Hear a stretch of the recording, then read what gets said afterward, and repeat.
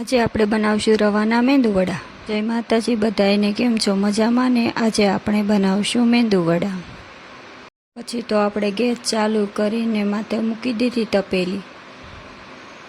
તપેલી ઉપર મૂકીને આપણે નાખી દીધું એમાં 1 લોટો ભરીને પાણી।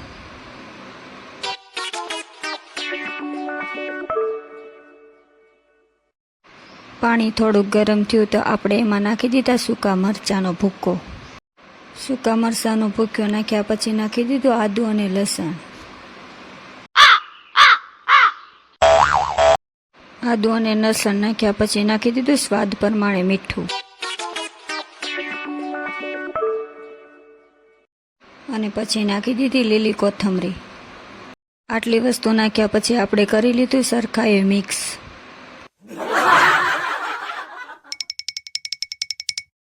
થોડી વાર ગરમ કરીને મિક્સ થવા દઈને પછી આપણે નાખી દીધો તેમાં રવો। પછી રવાને કરવા માંડ્યા સરખી રીતના મિક્સ।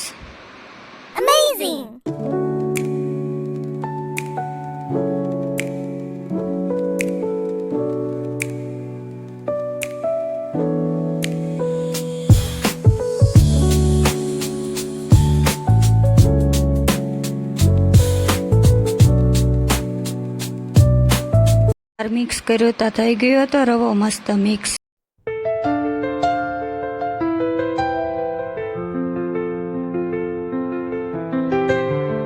પછી તો લઈ લીધી એક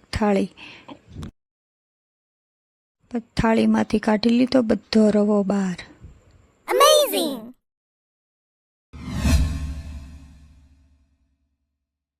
એક થાળીમાં રવો કાઢ્યા પછી એક વાટકામાં લઈ લીધું તેલ। વાટકામાં રહેલું તેલ લઈને આપણે 2 હાથમાં લગાવી લીધું।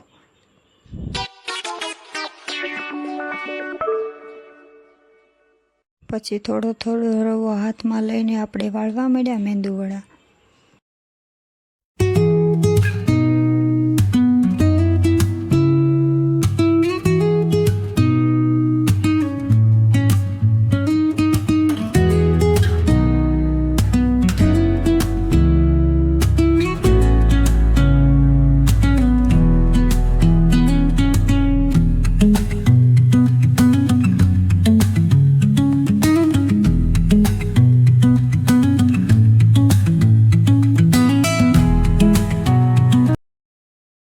થોડી વાર થઈ તો આપણે ગોળ ગોળ મસ્ત મજાના પાળી લીધા હતા મેંદુવડા, જે કંઈ આવી રીતના દેખાતા હતા। પછી તો આપણે પાછો ચાલુ કરી લીધો ગેસ।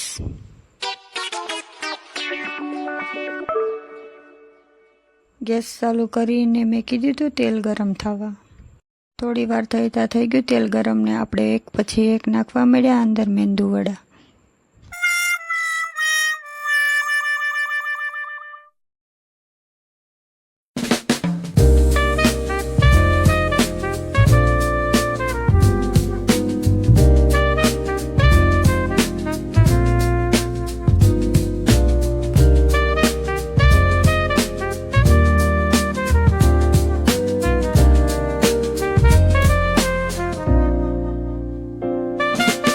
થોડી વાર તેલમાં ચડવા દીધા તો આપણા મેંદુવડા થઈ ગયા હતા ગોલ્ડન બ્રાઉન જેવા, એકદમ ક્રિસ્પી।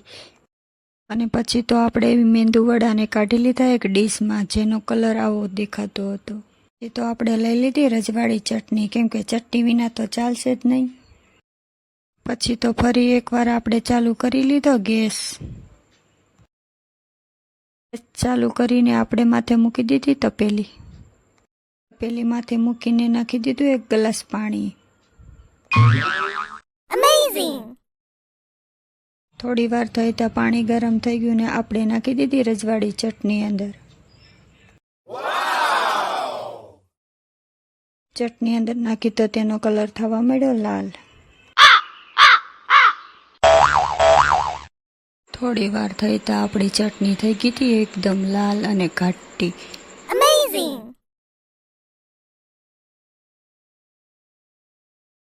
આપણે એક મેંદુવડાને જોયું તો મસ્ત ક્રિસ્પી લાગતું હતું। તો આપણે એક ડીશમાં ચટણી અને મેંદુવડાને સર્વ કરી લઈએ। એ કંઈક દેખાવમાં આવું લાગતું હતું। તો આ હતી મેંદુવડાની રેસીપી। તમને આ વિડીયો ગમ્યો હોય તો લાઈક કરો, શેર કરો અને સબસ્ક્રાઈબ કરો. તો મળશું આપણે બીજા વિડીયોમાં. જય માતાજી, બાય બાય.